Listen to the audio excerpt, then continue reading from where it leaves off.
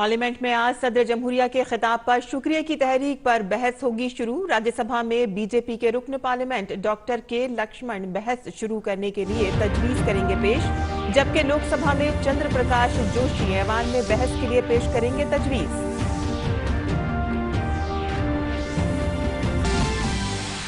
Budget 2023-24 में नजर आई मजबूत और मुस्तहकम मईशत के लिए रोड मैप। टैक्स दहंदगान को फायदा पहुंचाने के लिए बजट में मुतअद्दिद रियायतें, खवातीन, नौजवानों और कारीगरों को बाइख्तियार बनाने पर जोर।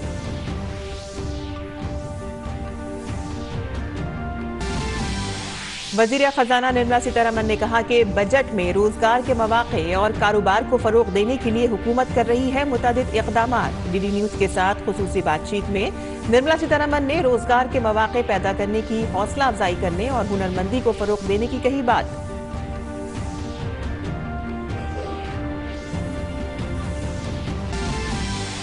भारत की G20 सदारत के तहत मीटिंगों का दौर जारी।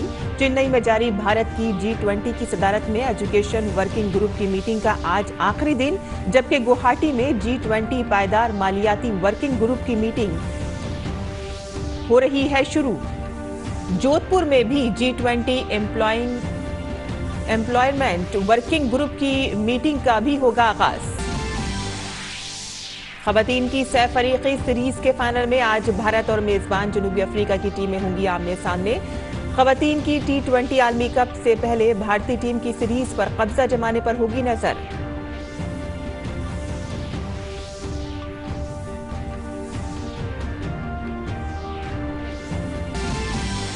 मेजबान मध्य प्रदेश ने खेलो इंडिया यूथ गेम्स 2022 में किया तारीखी वाटर स्पोर्ट्स का आगाज।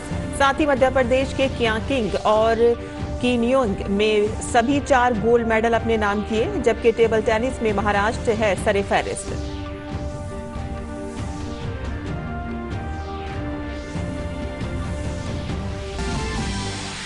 शुभमन गिल की शानदार बल्लेबाजी की बदौलत भारत ने हासिल की T20 क्रिकेट में अब तक की सबसे बड़ी जीत। न्यूजीलैंड को तीसरे T20 में 168 रन से दी शिकस्त। सीरीज 2-1 से की अपने नाम।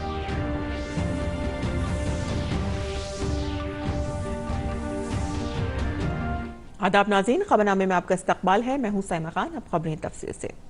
पार्लियामेंट के बजट इजलास का आज तीसरा दिन है। आज दोनों ऐवानों में सदर जमहूरिया के खिताब पर शुक्रिया की तहरीक पर बहस शुरू होगी।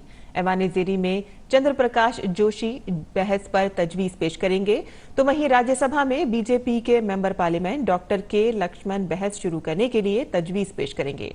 मंगल को दोनों ऐवानों की मुश्तरका मीटिंग में सदर जमहूरिया के खिताब के साथ बजट इजलास की शुरुआत हुई थी और इक़्तिसादी सर्वे पेश किया गया था। वहीं कल वजीर खजाना निर्मला सीतारमण ने आइंदा माली साल के लिए मरकजी बजट पेश किया।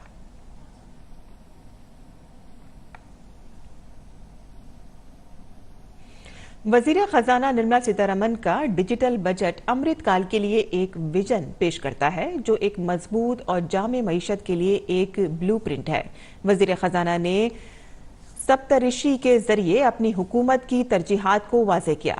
अमृतकाल का पहला बजट पेश करते हुए वजीर खजाना ने कहा कि भारतीय मईशत सही रास्ते पर है, जो एक रोशन मुस्तकबिल की तरफ बढ़ रही है।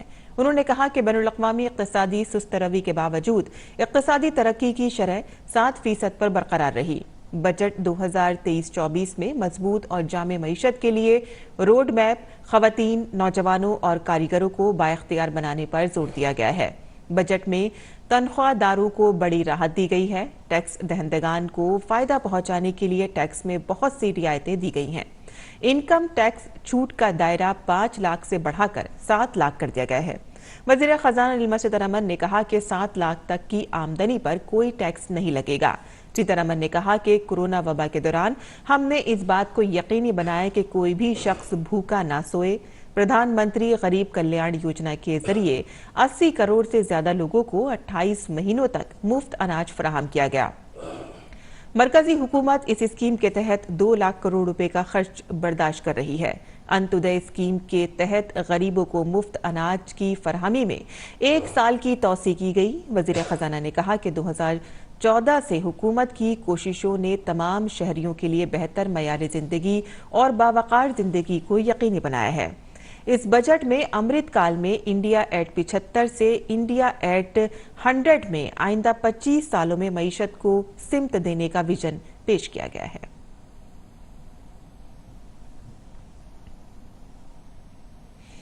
वजीर खजाना निर्मला सीतारमण ने बजट में कहा कि हुकूमत रोजगार पैदा करने और कारोबार को फरोग देने के लिए कई इकदाम कर रही है।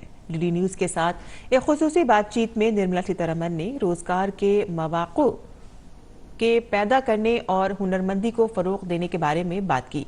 उन्होंने कहा कि कोविड के चैलेंजों के दरमियान हुकूमत की कोशिश बेहतर थी और हमने मईशत को संभालने के लिए तमाम जरूरी इक़दाम भी किए हैं। इसके अलावा वज़ीर ख़जाना ने कहा कि टैक्स के शोबे में कई और अहम तब्दीलियां की गई हैं जिससे आम लोगों को बहुत फायदा होगा।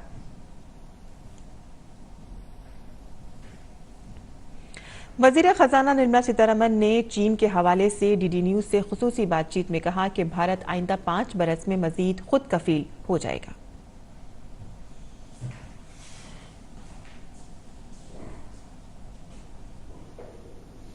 मरकजी वजीर खजाना निर्मला सीतारमण आज शाम दारुल हुकूमत नई दिल्ली के इफ्फी में बजट के बाद बातचीत प्रोग्राम से खिताब करेंगी। इस दौरान वजीर खजाना बजट से मुतालिक तमाम पहलुओं पर तफसील से बातचीत करेंगी।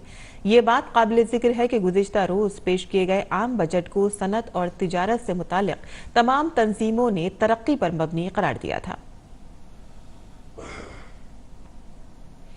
ज़राअत और किसानों की बहबूद के मरकजी वजीर नरेंद्र सिंह तोमर ने बजट को किसान दोस्त करार दिया है। वजीर ज़राअत ने कहा कि बजट में इस साल किसानों को 20 लाख करोड़ तक के कर्ज देने का हदफ मुकर्रर किया गया है। इसके अलावा मोटे अनाज को फरोग देने के लिए श्री अन्न योजना शुरू की गई है। हमारे नामानिगार ओपी यादव ने ज़राअत और किसानों की बहबूद के मरकजी वजीर नरेंद्र सिंह तोमर से बात की कि बजट के इंतजामात का काश्तकारी की किस तरह से हौसला अफजाई करेंगे। केंद्र सरकार देश के गांव, गरीब और किसानों के कल्याण और विकास के लिए प्रतिबद्ध है। 2023-24 का आम बजट इसका जीवन प्रतिबिंब है। बजटीय प्रावधान और कृषि पर किए गए प्रावधानों के विषय पर बात करने के लिए हमारे साथ मौजूद है केंद्रीय कृषि एवं किसान कल्याण मंत्री नरेंद्र सिंह तोमर। सर, किसानों और मुखी बजट अगर हम इसको कहें, आपकी क्या प्रतिक्रिया है? स्वाभाविक रूप से मोदी जी के नेतृत्व में जब भी बजट आया है तो कृषि के पक्ष को बहुत ही गंभीरता से ध्यान दिया गया है और इस बार भी कृषि एवं कृषि शिक्षा का बजट ये 1,25,000 करोड़ रुपए का है। मैं समझता हूँ कि गत वर्ष से बढ़ोतरी भी अधिक है और इस बार विशेष रूप से कृषि के क्षेत्र में जो टेक्नोलॉजी का उपयोग आज आवश्यक महसूस किया जा रहा है। इससे कृषि उन्नत कृषि के रूप में भी तब्दील होगी और लागत में भी निश्चित रूप से कमी आएगी। फसल की उत्पादकता और गुणवत्ता भी अच्छी होगी और इसलिए टेक्नोलॉजी को मोदी सरकार बहुत प्रमोट कर रही है। इस टेक्नोलॉजी में मदद करने के लिए 600 करोड़ रुपए का प्रावधान इस बार रखा गया है। हम डिजिटल एग्रीकल्चर मिशन पर काम कर रहे थे। उसके लिए बजट हमारे पास पिछले बार 70 करोड़ था, प्रारंभिक अवस्था में वो था। अब बजट में आज डिजिटल एग्रीकल्चर मिशन को स्वरूप दिया गया है और 450 करोड़ रुपया उसके लिए प्रावधान किया गया है। लेकिन हम प्राकृतिक खेती पर भी काम करें और इसके लिए निश्चित रूप से 460 करोड़ रुपया रखा गया है। केसीसी के माध्यम से जो ऋण मिलता है उसमें पशुपालन हो, मत्स्य पालन हो, कृषि करने वाले किसान हों, इसकी सीमा को भी बढ़ाकर 20 लाख करोड़ रुपया किया गया है। कृषि स्टार्टअप्स को प्रोत्साहन देने के लिए 500 करोड़ रुपए का प्रावधान किया गया है। आज मिलेट्स का नया नाम बजट में उल्लेख हुआ है, श्री अन्न बाजरा, श्री अन्न ज्वार, श्री अन्न रागी। इसको प्रमोट करने के लिए और वैश्विक हब बनाने के लिए निश्चित रूप से सभी प्रयत्न किए जाएंगे और हमारा जो मिलेट्स रिसर्च इंस्टीट्यूट हैदराबाद में है उसको एक्सीलेंस सेंटर के रूप में तब्दील किया जाएगा। किसान क्रेडिट कार्ड के जरिए 20 लाख करोड़ का मामला हो या 2200 करोड़ रुपए बागवानी के लिए हो या किसान संपदा योजना, जो मत्स्य संपदा योजना, उसके लिए 6,000 करोड़ रुपए, या श्री अन्न योजना, ये तमाम तरह की योजनाएं भविष्य में किसानों को आर्थिक रूप से सशक्त और मजबूत बनाने के साथ एक उदयमान राष्ट्र के प्रतीक बनाने में कितनी मददगार होगी? जो मूल हमारी प्रधानता है, उस प्रधानता को ताकत देना ये एक हर अच्छी सरकार का फर्ज है। इसलिए चाहे फसल का मामला हो, चाहे हॉर्टिकल्चर का मामला हो, चाहे मिलेट्स का मामला हो, चाहे पशुपालन और फिशरीज का मामला हो, सभी दिशाओं में एक साथ प्रयास किए गए हैं। आम बजट 2023-24 में किए गए बजटीय प्रावधानों में न केवल देश के अन्नदाता को केंद्र बिंदु में रखा गया है, बल्कि वित्तीय प्रावधान कर किसानों को आर्थिक रूप से सशक्त और मजबूत बनाने के विकल्प भी सुझाए गए हैं। मेरे सहयोगी कैमरामैन राहुल चोपड़ा के साथ मैं OP Yadav, DD news, Delhi. BJP ने अरुणाचल प्रदेश और मगरबी बंगाल असेंबली के ज़िमनी इंतखाबात के लिए उम्मीदवारों की फहरिस्त जारी कर दी है। पार्टी की मरकजी इलेक्शन कमेटी ने कल दोनों नशिस्तों पर होने वाले ज़िमनी इंतखाबात के लिए उम्मीदवारों के नामों की मंजूरी दे दी। बीजेपी ने अरुणाचल प्रदेश की लुमला रिजर्व असेंबली सीट से तिसरिंग लहामू को मैदान में उतारा है। वहीं दूसरी तरफ बीजेपी ने मगरबी बंगाल की सागरदीघी असेंबली सीट से दिलीप साहा को टिकट दिया है। चेन्नई में जारी G20 ममालिक के पहले तालीमी ग्रुप के 2 रोजा इजलास का आज आखिरी दिन है। मीटिंग में मखलूत तालीम के तनाजुर में बुनियादी ख्वानदगी और तादाद को यकीनी बनाने, हर सतह पर टेक्नोलॉजी से चलने वाली तालीम को मजीद जामे बनाने, काबिलियत और मुआविन सलाहियतों के फ़रोग़, भरपूर ताउन और शिराकत के जरिए तहकीक को मजबूत बनाने, इख्तरा को फ़रोग़ देने पर तवज्जो मरकूज़ की गई है। इससे कबल वजारत खारजा, वजारत तालीम, रियासती हुकूमत और IIT मद्रास की एक टीम ने भी मीटिंग की तैयारियों का जायजा लेने के लिए 9 जनवरी को एक मीटिंग की थी।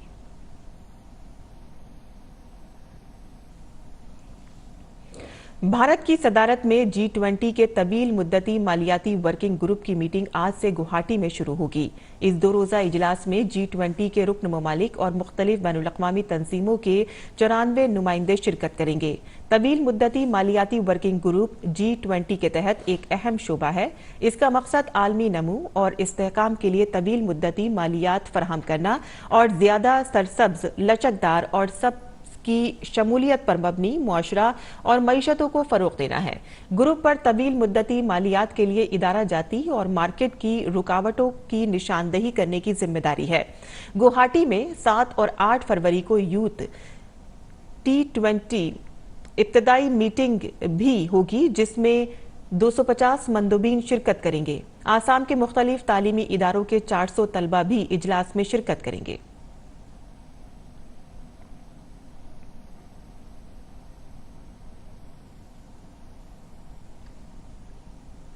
G20 की पहली एम्प्लॉयमेंट वर्किंग ग्रुप मीटिंग आज से जोधपुर में शुरू हो रही है। इस अहम 3 रोजा इजलास में आलमी स्किल गैप और समाजी तहफ़्फ़ुज़ जैसे मौज़ूआत पर बात की जाएगी। मीटिंग के पहले दिन आलमी हुनरमंदी और अहलियत की हम आहंगी, आम हुनरमंदी की दर्जेबंदी के लिए फ्रेमवर्क पर तबादला ख्याल के लिए एक पैनल डिस्कशन देखने को मिलेगा। बैनुल-अक़वामी तंजीमों जैसे कि ILO, OECD और ISA, नीति आयोग और MSDE, EPFO जैसे भारतीय इदारे भी मौज़ूआत पर अपने ख्यालात का इजहार करेंगे। G20 के रुकन ममालिक को भी अहम शोबों पर अपने ख्यालात का इजहार करने के लिए मदऊ किया गया है।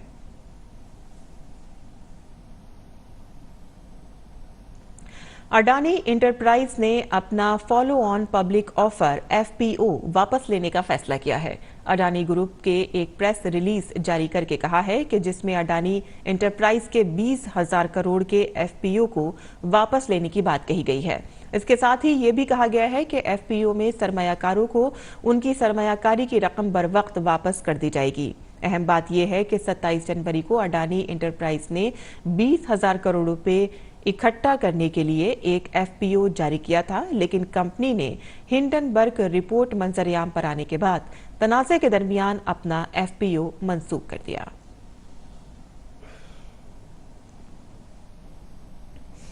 अमेरिकी फेडरल रिजर्व ने कल अपनी कलीदी शरह सूद में 1/4 पॉइंट का इजाफा किया। मार्च के बाद फेडरल रिजर्व की तरफ से एक 8वां इजाफा है।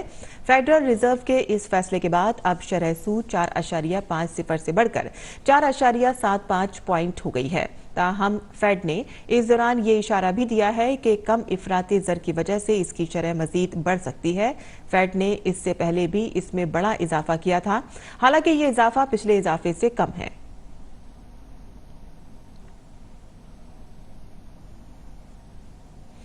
और अब बात करते हैं एक मजबूत कुव्वते इरादा वाली खातून की, जिसकी परवरिश अमेरिका में हुई, लेकिन उनकी जड़ें उन्हें खींचकर अपने मुल्क ले आईं। जिनकी अनथक कोशिशों और मेहनत का एहतराम करते हुए भारत सरकार ने उनकी कंपनी को 2021 में खवातीन की क़यादत के ज़ुमरे में नेशनल स्टार्टअप अवार्ड दिया। जयपुर से देखते हैं हमारी ये खास रिपोर्ट।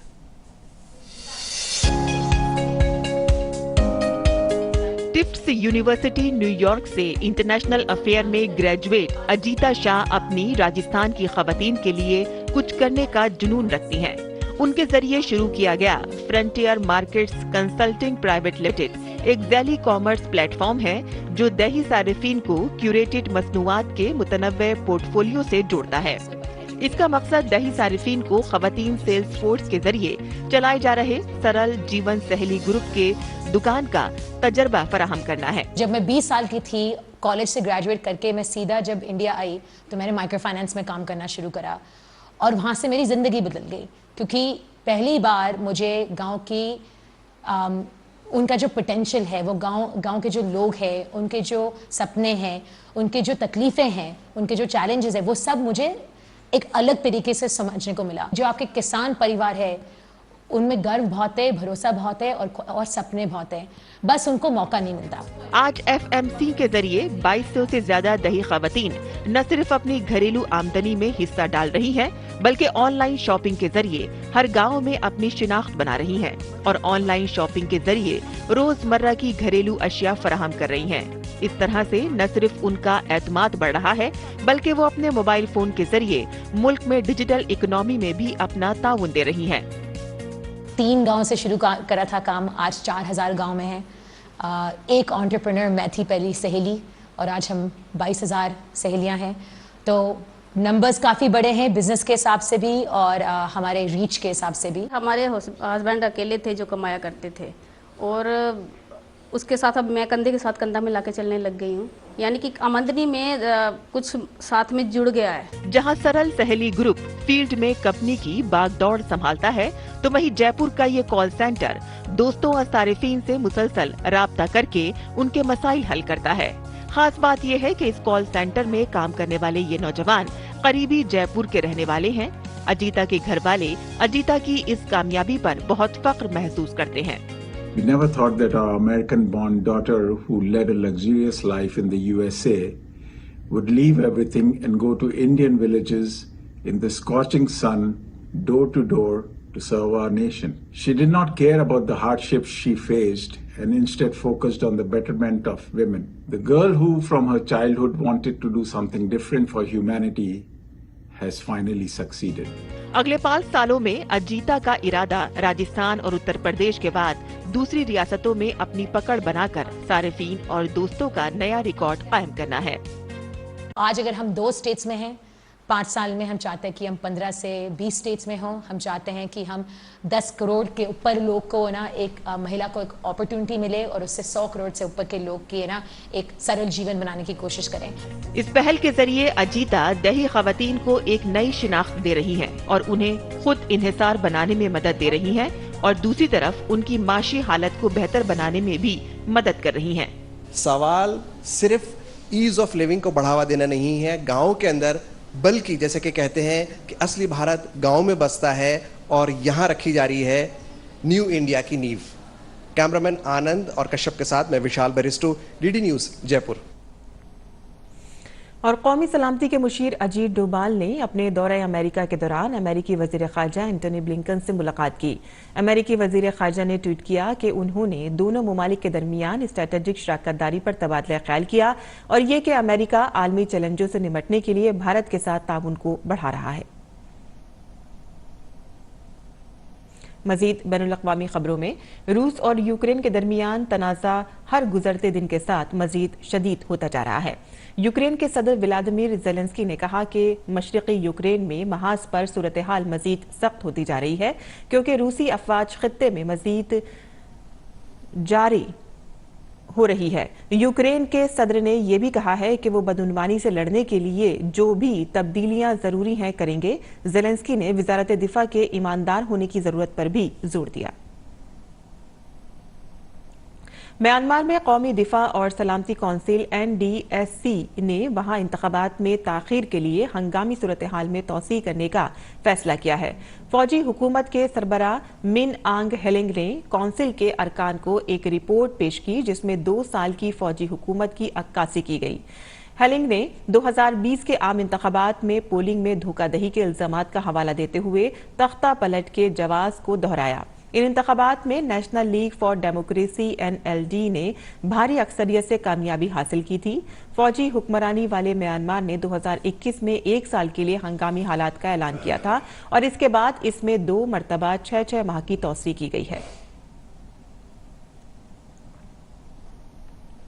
और अब पेश है दिल्ली से शाया उर्दू अखबारात का एक मुख्तसर जायजा।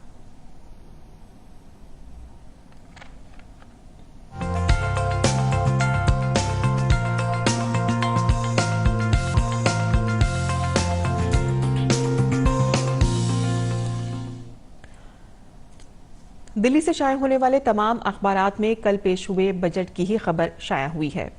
हम रोजनामा राष्ट्रीय सहारा से यहाँ सुर्खी ले रहे हैं। आम बजट 2023-24 मुतवस्सित तबका, नौकरी पेशा अफराद और माशी इस्तेहकाम पर खुसूसी तवज्जो इसमें दी गई है। छोटी सनतों के कर्ज के लिए 9,000 करोड़ रुपए की फरहमी, कुदरती तरीके पर ज़राअत के लिए 1 करोड़ किसानों की मदद की तजवीज़ और 50 सयाहती इलाकों के फरोग का ऐलान इस बजट में किया गया है।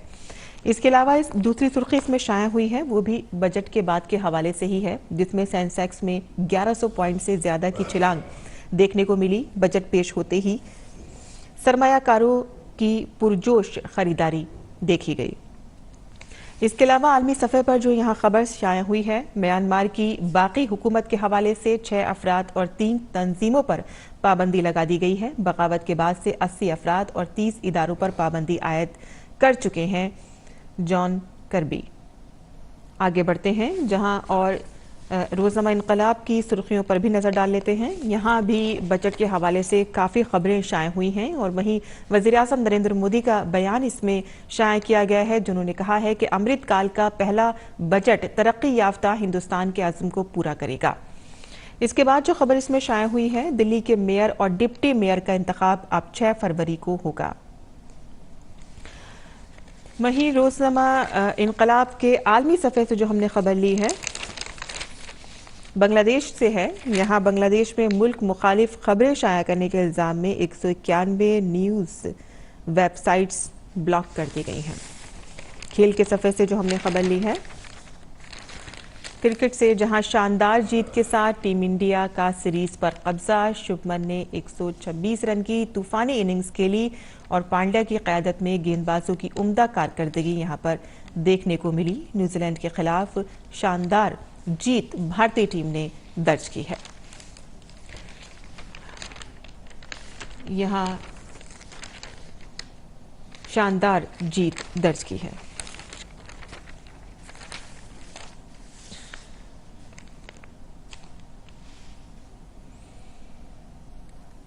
आगे बढ़ते हैं और मजीद खबरों की जानिब भी रुख कर लेते हैं। खेल की खबरें हैं, जहां भारत ने न्यूजीलैंड के खिलाफ 3 T20 मैचों की सीरीज का तीसरा मैच 168 रन से जीत लिया। इस जीत के साथ ही भारत ने सीरीज भी 2-1 से जीत ली है। इस मैच में भारतीय कप्तान हार्दिक पांड्या ने टॉस जीतकर पहले बैटिंग करने का फैसला किया। भारतीय टीम ने मुकर्ररा 20 ओवर में 4 विकेट के नुकसान पर न्यूजीलैंड के खिलाफ जीत के लिए 235 रन का हदफ रखा। शुभमन गिल ने 63 गेंदों पर नाकाबिले शिकस्त 126 रन बनाए। जवाब में न्यूजीलैंड की टीम 12.1 ओवर में 66 रन पर ढेर हो गई।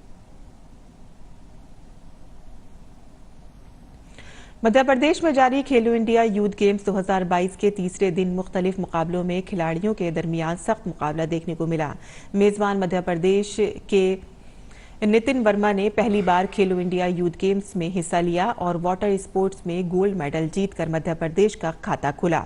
मध्य प्रदेश ने बुध को भोपाल के अपर लेक में खेले गए काइकिंग और कीन्यूइंग मुकाबलों में चारों गोल्ड मेडल जीते। दूसरी तरफ महाराष्ट्र की लड़कियों ने टेबल टेनिस वुमेन्स डबल्स का खिताब जीता, जबकि मर्दों में उत्तर प्रदेश ने कामयाबी हासिल की।